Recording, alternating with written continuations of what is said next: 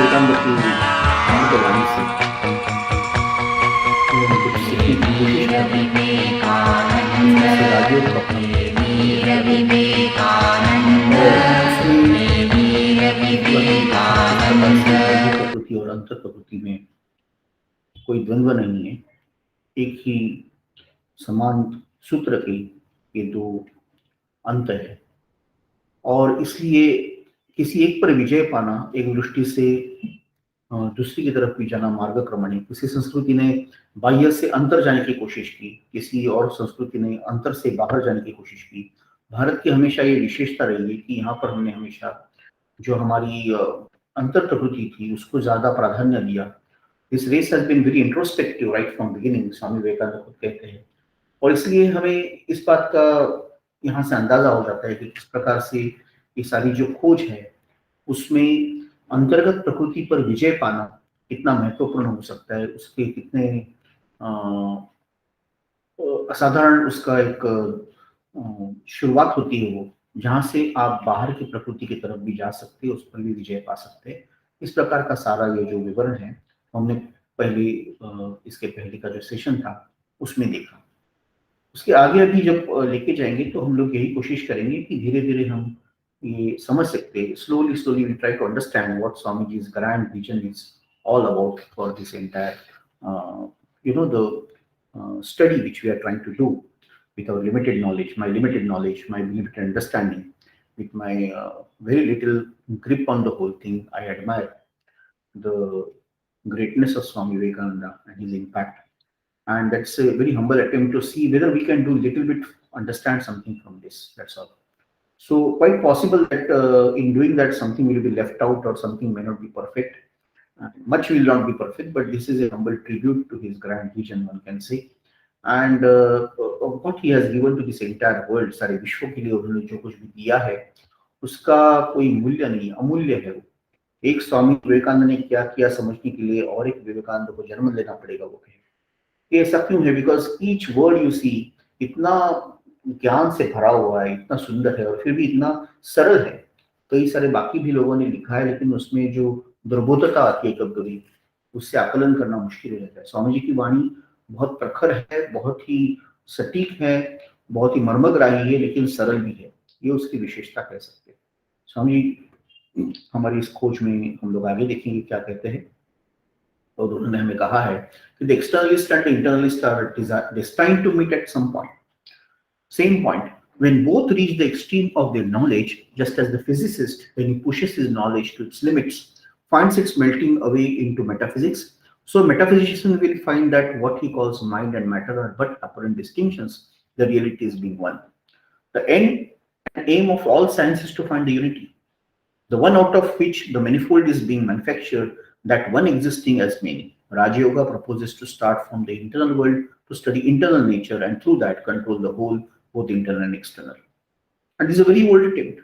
India has been its special stronghold, but it has also attempted by other nations. हम यहाँ कहते हैं कि बहिर्मुखी और अंतर्मुखी दोनों जो लोग हैं कहीं ना कहीं उनको एक साथ मिलना ही है, किसी एक बिंदु पर दोनों आके मिलना है, क्योंकि बाह्य और अंतर जगत में कोई उस प्रकार से कोई वाटर टाइप कंपार्टमेंट या कोई बहुत बड़ा अलगाव नहीं है, दोनों एक ही है। और जिस प्रकार एक भौतिक शास्त्रज्ञ भी एक बिंदु पार कर दे जाता है और उसको ऐसा लगता है कि कब हम लोग एक प्रकार से जो बाह्य जगत का ज्ञान और अंतर जगत का ज्ञान इसको हम लोग एक साथ अगर मिलते जाए तो कहीं ना कहीं बाहर से अंदर आते समय आपको ये चीज खोज मिलती है या अंदर से बाहर जाते समय भी मिल सकती है। तो एक बिंदु पर दोनों को आपको आपके मिलना ही है। तो इसलिए ये भी एक महत्वपूर्ण बात हो जाती है कि किस प्रकार से एक तत्वज्ञ और एक भौतिक शास्त्रज्ञ दोनों किसी बिंदु पर आकर एक दूसरे को मिलते हैं। और सदियों से ये चलता आ रहा है कि विज्ञान अल्टीमेटली विज्ञान का लक्ष्य क्या है, तो सब चीजों के पीछे जो एकता है उसको ढूंढो। सारा कुछ जो दिख रहा है, सारा विश्व दिख रहा है, वो विविधता से सम्मेलन हो गया विविधता का, लेकिन उसके पीछे एकता है। There is unity in diversity is the plan of nature, and India has understood it. Hindu has understood it like that. Swami Vivekananda has said in one place, and that's why Raja Yoga proposes here. Raja Yoga एक आपने हमें एक पद्धति बता रहा है कि आप अंदर से खोज शुरू कर दो और फिर अगर आप अंदर की खोज करते हुए विश्व के बाह्य रूप को भी समझे तो बाह्य और अंतर दोनों एक साथ ही आपको मिल जाएंगे, दोनों के ऊपर आपका नियंत्रण आ जाएगा। ये बहुत ही पुरानी सदियों से चलता हुआ एक प्रकार का पराकाष्ठा है प्रयत्नों की, और उसमें भारत का एक अपना एक स्ट्रॉन्ग होल्ड, उसका एक पराक्रम उसमें दिखता है। भारत का एक बहुत ही उसमें हम कह सकते हैं स्पेशलाइजेशन कह सकते हैं इसको, एक विशेषता है भारत की। हालांकि ये बाकी देशों ने भी इसका प्रयोग किया है, लेकिन जहां भारत का विषय आता है तो हमेशा भारत ने इसके ऊपर बहुत ज्यादा परिश्रम, तपस्या और पराकाष्ठा की है। और इसके ऐसा कह सकते हैं कि हमारी विशेषता भी है कि अंदर से खोज कर बाहर आना। फर्स्ट स्वराट देन सम्राट, पहले जो सीप जो समुद्र के तल तो जाता है और फिर वहां अपने आप को बंद कर लेता है, और फिर जब स्वाति नक्षत्र के टाइम वो ऊपर आता है और अपने को उसी एक नक्षत्र के छोटे से बिंदु को लेते हुए वापस नीचे जाता है। ये सब सारा जो अंतर्गत जगत का प्रवास पहले और बाद में बाह्य जगत, ये जो सारी अलग अलग उसमें उदाहरण हमको स्वामी जी देते हैं, सारे का तात्पर्य यही है। तो in Western countries it was regarded as mysticism, and people who wanted to practice it were either burned or killed as witches or sorcerers. In India, for various reasons, it fell into the hands of persons who destroyed 90% of knowledge and tried to make a great secret of the remainder. In modern times, where the so-called teachers have arisen in the West worse than those of India because the latter knew something while those modern exponents know nothing. Swami ji यहाँ पे बताते हैं जब इस प्रकार का जब विद्या विषय आता है, जब अन्वेषण शुरू होता है, कई सारी कठिनाइयां, कई सारी उसमें बाधाएं भी आती। वेस्टर्न जगत में, पाश्चात्य जगत में इसको एक प्रकार से गूढ़वादी बताया गया, और जो भी इसका प्रयोग कर रहे थे उनको एक प्रकार से भूत पिशाच या इस प्रकार से जो डाकिन चिटकिन जैसा उसको एक विवरण करके उनको जलाया भी गया। और भारत में कई कारण हो गए, लेकिन ऐसा हो गया कि ये ज्ञान 99% लोगों से बाहर ही रह गया, और सिर्फ हो सकता है 1-2% लोगों के हाथ में रह गया। इसलिए बहुत ही रहस्य से बड़ा रहस्य बन गया, सबको नहीं मिला वो। और आधुनिक जगत में, पाश्चात्य जगत में ऐसे भी कोई गुरु आगे जिन्होंने वापस ये ज्ञान देने की चेष्टा की, लेकिन उससे तो अच्छे हमारे गुरु थे, स्वामी जी कहते हैं, क्योंकि उनको कम से कम थोड़ा तो पता था। लेकिन ये जो आधुनिक जगत के सो कॉल्ड दार्शनिक है भारतीय तत्वज्ञान के, उनको तो उतना भी पता नहीं। इस प्रकार से अनेक बाधाओं का स्वामी जी यहाँ वर्णन कर रहे हैं। Anything that is secret and mysterious in these systems of yoga should be at once rejected. The best guide in life is strength. In the religion, as in all other matters, discard everything that weakens you, have nothing to do with it. Mystery mongering weakens the human brain. It has well nigh destroyed yoga, one of the grandest of sciences. तो जहां भी आपको लगता है कि कुछ चीज आपको कमजोर कर रही है, दुर्बल कर रही है, उसको त्याग कर दो। उसका सबसे अच्छा जो हमारी प्रगति या हमारा जो दीपदर्शक हो सकता है, वो बल का हमको सबल करने वाली चीजें होती है। क्योंकि ये सबका तात्पर्य जो है, धर्मों में हो या बाकी सारी चीजों में हो, जो भी चीज आपको दुर्बल करती है, आपको कमजोर बनाती है, आपको छोटा बनाती है, आपको न्यूनतम साबित करती है, उसको बिल्कुल आप छोड़ दो। इस प्रकार से एक रहस्य करते करते सारी चीजों को इतना दुर्बल बना, मनुष्य के मस्तिष्क को विचार करने की क्षमता चली गई, चिंतन करने की क्षमता चली गई, जो विज्ञान का आधार था, जो अध्यात्म का आधार था। अध्यात्म भी वैज्ञानिक शास्त्र है, तो हर एक ने सोचना चाहिए, हर एक ने अन्वेषण करना चाहिए। अगर वो योगी है तो हम भी योगी हो सकते हैं। ये जो विश्वास था, ये दृढ़ता थी, ये सबलता थी, ये चली गई। एक रहस्यमय सब चीज बन गई, बाकी सब दुर्बल और 1-2 चीज लोग सबल, ऐसे नहीं होता है। तो इसलिए एक बहुत ही बड़ा जो विज्ञान का एक कह सकते हैं सबसे बड़ा आविष्कार था, उसी को एक प्रकार से हमने हमारे दुर्भाग्य से उसी को नष्ट करने में भी हम लोग शामिल हो गए। हमारे पहले का जो इतिहास है उसमें ये भी भाग आता है। From the time it was discovered more than 4,000 years ago, yoga was perfectly delineated, formulated, and preached in India. The striking fact that the more modern the commentator, the greater the mistakes he makes, while the more ancient the writer, the more rational he is. इसमें बहुत प्राचीन, कम से कम 4,000-5,000 साल पहले से भारत में योग के बारे में अन्वेषण किया गया, उसके नियम बनाए गए, उसका उपदेश किया गया, उसका प्रचार किया गया, प्रसार किया गया।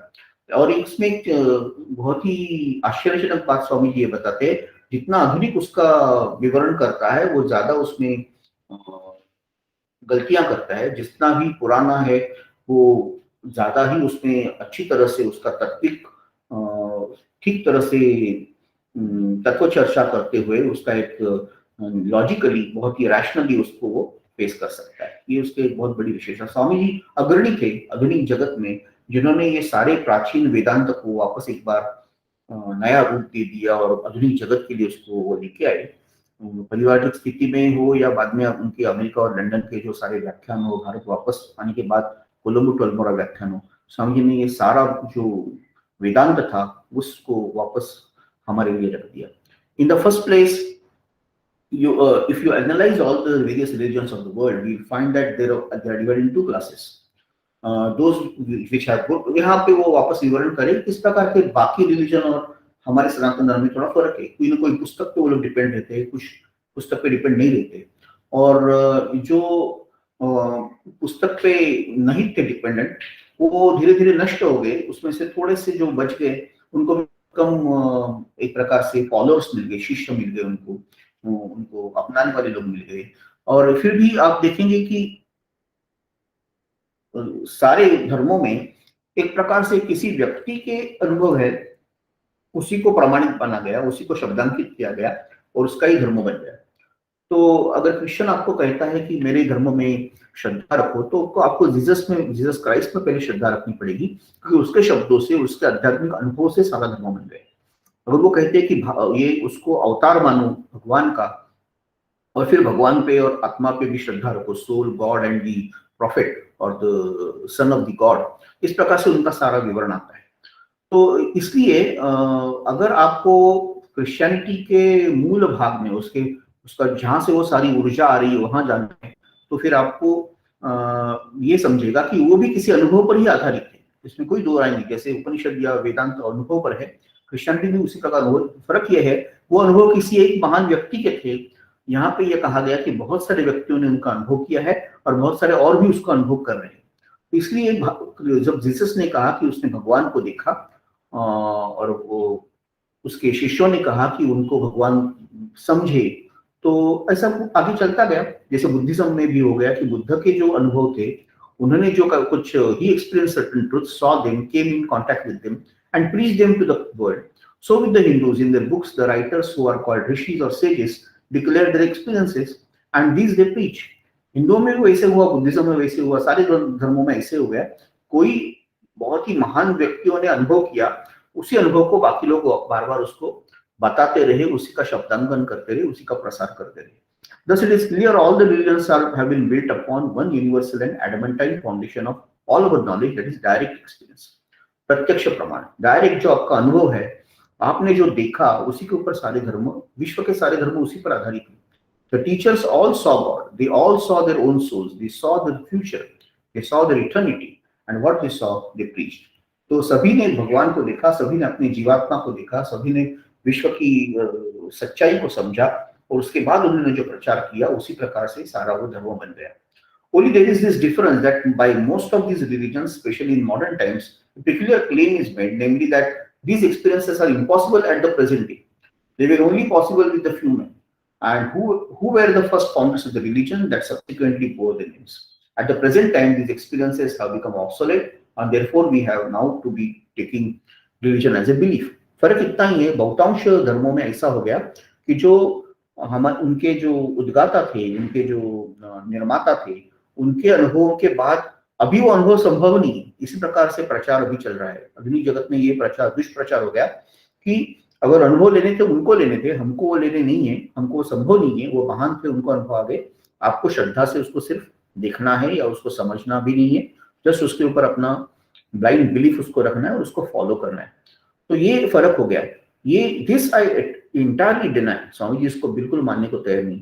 If there has been one experience in this world in any particular branch of knowledge, it absolutely follows that the experience has been possible millions of times before and will be repeated eternally। Uniformity is the rigorous law of nature, what once happened will be happening always।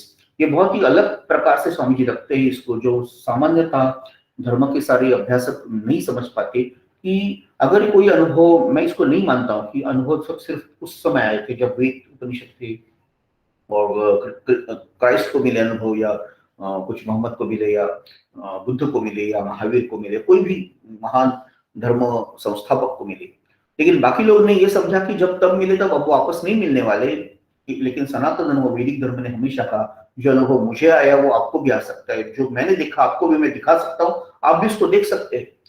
इस प्रकार आप भी सिद्ध हो सकते हैं, आप भी भगवान हो सकते हैं। नर कर्मी करे तो नर का नारायण हो जाए। ईश्वर को प्राप्त करना मनुष्य के लिए संभव है, सारे अनुभव उसको संभव है।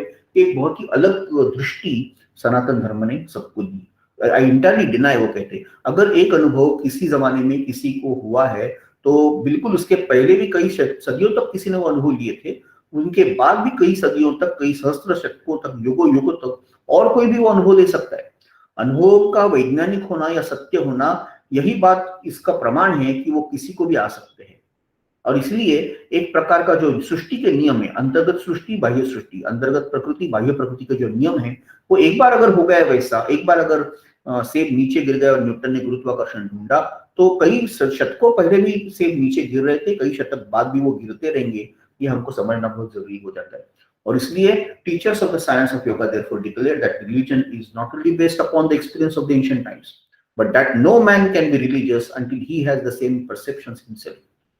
अब सच्चे धर्म के जो उद्गाता कहते हैं कि न केवल ये अनुभव सबको संभव है और पहले भी सबको संभव थे, लेकिन जब तक आप उसका अनुभव खुद नहीं लेते तब तक आपको ये धर्म पालन कर रहे ये नहीं कहा जा सकता। अगर आप पालन कर रहे हैं तो ये अनुभव आपको भी आने ही चाहिए, आपको आ जाएंगे। आप उसके लिए उतना परिश्रम या तपस्या को करना होगा। तो yoga is a science which teaches us how to get these perceptions. It is not much use to talk about religion until one has felt it.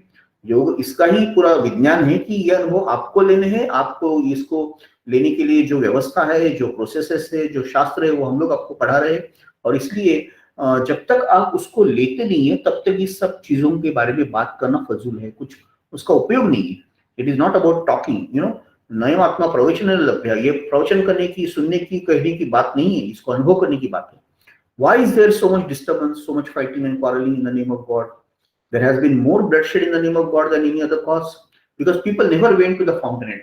ये धर्म के नाम पे या भगवान के नाम पे, ईश्वर के नाम पे सबसे ज्यादा झगड़े, सबसे ज्यादा विवाद, सबसे ज्यादा युद्ध भी हुए। इसलिए क्योंकि मनुष्य प्राणी जो उसका स्रोत है, सारे ज्ञान की जो गंगोत्री है, वहां जाना ही नहीं चाहता। उसको ऊपर ऊपर देखना है, उसके ऊपर ऊपर की चीजों पर ही उसको एक अंधविश्वास रख के आपस में जो झगड़े है उसको आगे बढ़ाना है। They were content only to give the mental accent to the customs of their forefathers, wanted others to do the same. What right has a man to say he has a soul if he does not feel it? Or that there is a God if he does not see him? If there is a God, we must see him. If there is a soul, we must perceive it. Otherwise, it is better not to believe it. मतलब क्या इसका अर्थ क्या है कि आप कुछ उसको अनुभव नहीं करेंगे, आपको आत्मा के बारे में कुछ अनुभव नहीं करना है, ना करना चाहते हैं, और फिर आप कहते हैं कि आत्मा वहां है, आत्मा ऐसा है वैसा है। ये सिर्फ अभी तो एक जगह पे इसको स्पीकिंग मशीन्स कहते हैं, पैरट लाइक स्पीकिंग पीपल। ये सिर्फ बात करते रहते, अनुभव का लवलेश नहीं है, अनुभव थोड़ा भी नहीं है। ऐसे लोगों के बात करने से कुछ नहीं होगा। अगर भगवान है तो हमें उसको देखने के लिए परिश्रम करने पड़ेंगे। अगर जीवात्मा है, अगर आत्मा है, अगर आत्मा का इस प्रकार से हम लोग वर्णन कर रहे हैं तो उसको हमको देखना होगा। और इसलिए अदरवाइज आप उसको better not to believe in it. एक अच्छा क्या कहते हैं, नास्तिक अच्छा है जो कम से कम जो देखता है उसी को वो बिलीव कर रहा है, लेकिन अंधविश्वास रख के कोई कह रहा है इसलिए या किसी को उससे लाभ हो रहा है इसलिए उस पर अंधविश्वास रखना या पाखंडी विश्वास रखना बिल्कुल गलत बात है। आपको अनुभव करना होगा, उसको आपको समझ लेना पड़ेगा और फिर उसको कहना या उसको अपने जीवन में लाना पड़ेगा। It is better to be an outspoken atheist than, उसी बात को बोल रहे हैं, better to be an outspoken atheist than the hypocrite. एक मिथ्याचारी दाम्भिक होने से अच्छा है कि आप नास्तिक बन जाओ। The modern idea on the one hand with the learned is that religion and metaphysics and all search after the supreme being are futile. On the other hand, with the semi-educated, the idea seems to be that these things really have no basis and their only value consists in the fact that they furnish strong motive powers for doing good to the world. ऐसा भी आजकल कहने में आ गया है कि ये सब चीजें जो है वो एक प्रकार से ये खोज करना कि ईश्वर है या नहीं है, उसके पीछे जीवन को किस प्रकार से रचना है हमको, ये सब एक प्रकार से एक कोई उसका फल मिलने वाला नहीं, उसका कोई फुटाइल, कोई उसका फायदा नहीं है इस प्रकार की। क्योंकि आज का सारा विश्व उपयोगितावाद के बारे में है या यूटिलिटेरियन है, इसलिए वो कहते इसका क्या फायदा है, इसके ईश्वर को खोजोगे जो उससे अच्छा है, किसी ने कहा है उसी को रट लो, उसी को दोहराओ और उसी को लोगों को बताओ। उसमें अगर आपको कुछ फायदा मिलता है बताने से, कुछ पैसा मिलता है ले लो उसको, तो वही उसका फायदा है। कुछ थोड़ा सा, और हाँ एक थोड़ा सा उसमें है कि दूसरों के लिए कुछ अच्छा करो, भला करो, अच्छा रहो, अच्छा बोलो, ये कुछ लोग कहते हैं। इतना ही उसका मतलब है। अच्छा रहने के लिए ये सारी चीजें बनाई गई है। मतलब वास्तव में वो चीज है कि नहीं, हम हमको उसमें कुछ लेना देना नहीं है। उसके लिए ना कोई हमें परिश्रम करने, ना उसमें कोई हमें फायदा दिखता है। लेकिन ताकि सब लोग थोड़े ठीक ठाक रहे, इसलिए इस प्रकार के नियम बनाए गए। इस प्रकार का भी एक आधुनिक विचार आज आता है। तो ये भी गलत विचार है। सिर्फ सच्चा अच्छा बर्ताव करना यही ईश्वर की सत्यता नहीं है, उसका एक अंग है वो। लेकिन ईश्वर की सत्यता और आत्मा की सत्यता को खोजना अपने आप में ही एक जीवन का कार्य हो सकता है। ये शायद अभी हम लोग आधुनिक काल में भूलते जा रहे हैं। इस प्रकार के स्वामी जी का कहना है। If men believe in a god, they must may become god. They become good and moral, and so make good citizens. We cannot blame them for holding such ideas, seeing that all the teaching these men get is simply to believe in an eternal rigmarole of words without any substance behind them. They are asked to live upon words. Can they do it? If they could, I should not have the least regard for human nature. Man wants truth, wants to experience truth for himself. When he has grasped it, realized it, felt it within his heart of hearts, then alone declare the Vedas, would all doubts vanish, all darkness be scattered, and all crookedness be made straight. बहुत सुंदर उपनिषदों का ही वचन है ये। वो कहते हैं कि ईश्वर के ऊपर श्रद्धा रखने से अगर कोई सज्जन बन जाता है, अगर वो नीतिमान बन जाता है, दूसरे के लिए भलाई करता है, अच्छा नागरिक बन जाता है, तो उसमें क्या हर्ज है? ये ईश्वर की श्रद्धा और उसके तपस का एक परिणाम होने ही वाला है। और इसलिए आप इस प्रकार की जिसकी श्रद्धा है, जिसकी कल्पना है, उसके लिए आप उसको कोई दोष नहीं दे सकते हैं कि ये सारे जो व्यवहार है वो एक प्रकार से उसके अंदर उल्टा नहीं है कि आपको अच्छा नागरिक होने के लिए ये सारी कल्पनाएं नहीं की गई है। ये सत्य है, उसी का एक परिणाम नागरिक आप अच्छे हो रहे हैं। It's not the other side, other way around. और इसलिए जो स्वामी जी आगे कहते हैं कि they are asked to live upon the words, can they do it? If they could, I should not have the least regard for human nature. Man wants truth. अगर इतना ही काफी होता तो मुझे मनुष्य के बारे में इतना अच्छा आशा रखने की कोई जरूरत ही नहीं थी। स्वामी जी कहते हैं ये सिर्फ ऐसे शब्दों के भुलावे में, चकवे में अगर वो आदमी अपने जीवन को रख सकता है और ऐसे ही जी सकता है, थोड़े थोड़े चीजों में समाधान ही हो सकता है, तो इसमें और कुछ इतना सोचने की, करने की जरूरत नहीं थी। स्वामी जी से व्यक्ति को इतना उस पर अपना जीवन व्यतीत करने की जरूरत नहीं थी। ये क्यों उन्होंने किया? क्योंकि उनको जानते हैं कि मनुष्य वैसा नहीं है, मनुष्य को सत्य चाहिए। Man wants truth, wants to experience truth for himself. मनुष्य का कितना भी आप ऊपर से ढको, लेकिन उसका अंदर का जो सत्य स्वरूप है वो तो ईश्वरत्व का स्वरूप है, सत्य का स्वरूप है। उसको सत्य की खोज है, उसको सौंदर्य की खोज है, उसको पूर्णता की खोज है, उसको अमरत्व की खोज है, और उसको एक प्रकार से सामंजस्य की खोज है। तो ये खोज हमेशा उसकी, ये अन्वेषण हमेशा रहा है।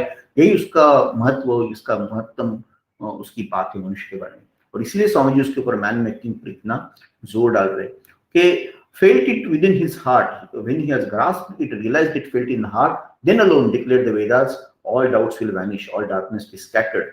वो इस जब आप उसको इस सत्य का पूरी तरह से ज्ञान हो जाएगा, उसके ऊपर उसकी मजबूत पकड़ हो जाएगी, जब वो अपने आप उसको अनुभव करेगा कि वही सच्चाई है, जब उसको वो अपने जीवन में ढालेगा, उसको अनुभव करेगा और अपने हृदय से उसको, हृदय के तल तल से, पेशी पेशी से, कण कण से जब उसको ये भाव उसमें आ जाएगा, तभी और तभी वेद कहते हैं कि तभी सारे संशय दूर हो जाएंगे, तभी सारा अंधकार मिट जाएगा, तभी सारा जो तभी सरलता आ जाएगी, सारा कुछ सरल हो जाएगा। सारा जो वक्रता है, जीवन की वक्रता जानी चाहिए। जीवन हमारा बहुत वक्र है, हमारा स्वभाव बहुत वक्र है। हम एक सोचते हैं, दूसरा कहते हैं, तीसरा और कुछ मैनिपुलेट उसको करते हैं। ये नहीं है। जो सरल भाव, एक बाल भाव इसके संतों में होता है। उपनिषद भी वही कहते हैं कि सरलता हो, वक्रता चली जाए। और इसलिए सारे संशय दूर होना जरूरी है। अंतर बाह्य, जो अंदर है वही बाहर है, कोई पारदर्शकता होनी चाहिए। यही होता है। ये children of immortality, even those who live in the highest sphere, the way is found, there is a way out of all this darkness, and that is by perceiving him who is beyond all darkness. There is no other way, there is no other way. So ये अमृत के पुत्रों सुनो अभी, और वो भी जो ऊपर से ऊपर लोकों में रहते हैं, वो भी मेरी बात सुनो, मुझे मार्ग मिल गया है। और यही एक मार्ग है जिससे आप अंधकार से दूर हो सकते हैं। इससे ही आपको वो मिलेगा, वो दिखेगा, उसके दर्शन होंगे जो आपको सारे अंधकार से परे लेके जाएंगे। वहां पे जाना है, वहां से आगे यहाँ पे जाने का दूसरा और कोई रास्ता नहीं है, दूसरा कोई रास्ता नहीं है, कोई रास्ता नहीं है। इसी एक रास्ते से आपको ईश्वर को मिल सकता है, ईश्वर प्राप्ति हो सकती है, ईश्वर के दर्शन हो सकते हैं। और क्या जब संशय नहीं होता है, वही ज्ञान है जिसमें संशय नहीं होता है। एक प्रकार की दृढ़ता उसमें होती है, एक सबलता होती है, अपने आप एक तेज होता है। There is no other way. इतनी दृढ़ता से कौन कह सकता है? जिसको पूरा ज्ञान है वही कह सकता है, जिसको तो संशय होगा दूसरा आदमी इतना दृढ़ता से कहेगा नहीं, बोलेगा हाँ शायद हो भी सकता है, मुझे नहीं पता, लेकिन किसी को पता चले नहीं है ही नहीं कुछ। तो ये जो एक प्रकार का बल आता है, उसमें एक प्रकार की पूर्णता आती है ज्ञान में, निस्संशयता आती है, वो तब आती है जब आपको साक्षात दर्शन हो जाते हैं। आप किसी और दूसरे के कहने पर नहीं कह रहे, मैंने खुद अनुभव लिया है इसलिए मैं कह रहा हूँ, ये उसका तेज है। The science of Raj Yoga proposes to put before humanity a practical and scientifically worked out method of reaching this truth. In the first place, every science must have its own method of investigation. If you want to become an astronomer and sit down and cry astronomy, astronomy, it will never come to you.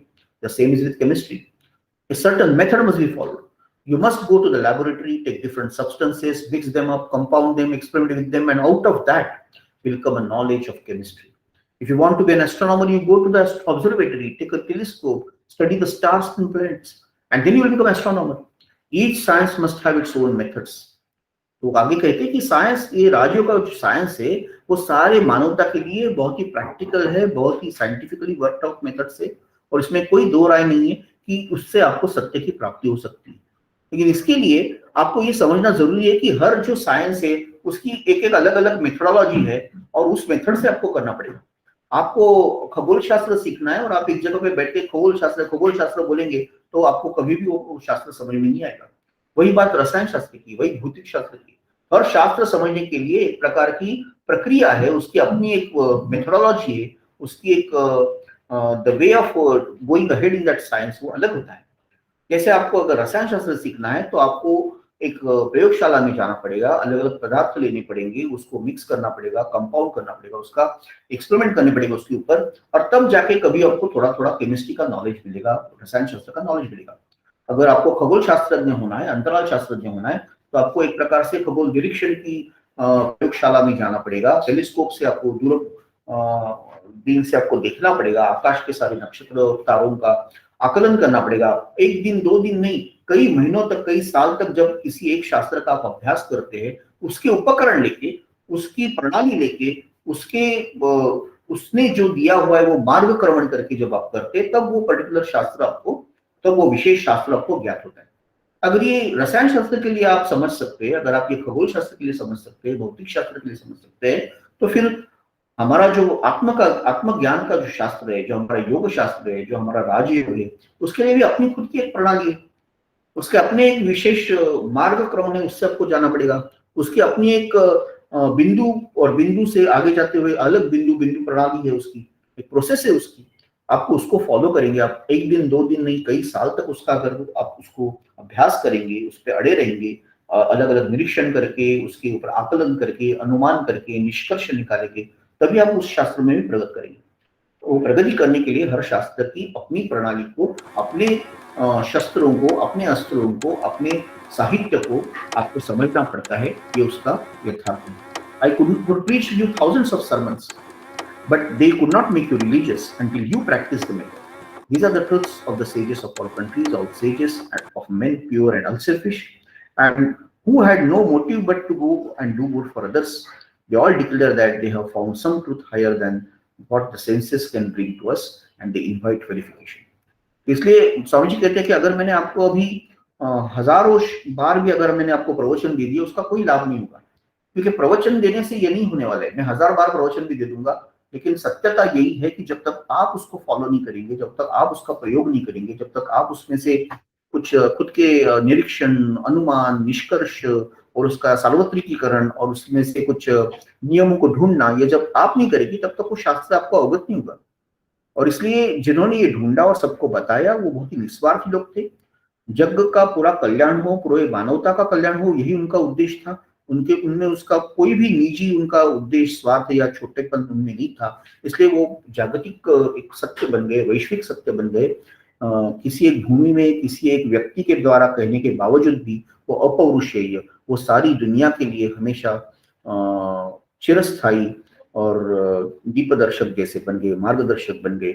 उसी प्रकार से जैसे बाह्य जगत में कुछ नियम बनाने वाले लोग थे, उसी प्रकार अंतर जगत में, हमारे अंतर सृष्टि में इस योग विद्या से, राजयोग से अनेक नियम बनाए गए, ढूंढे गए, और उसी का अभ्यास करने के लिए स्वामी जी कहते हैं आपको उसके प्रणाली में जाना पड़ेगा, उसके उपयोग के लिए उसके जो विशेषता है उसको समझना पड़ेगा, और एक बहुत ही वैज्ञानिक दृष्टि से, अंधविश्वास से नहीं, आपको उसको सबको अपने जीवन में प्रयोग करते हुए अभ्यास अभ्यास निरंतर उसके प्रयोग से ही वो संभव है।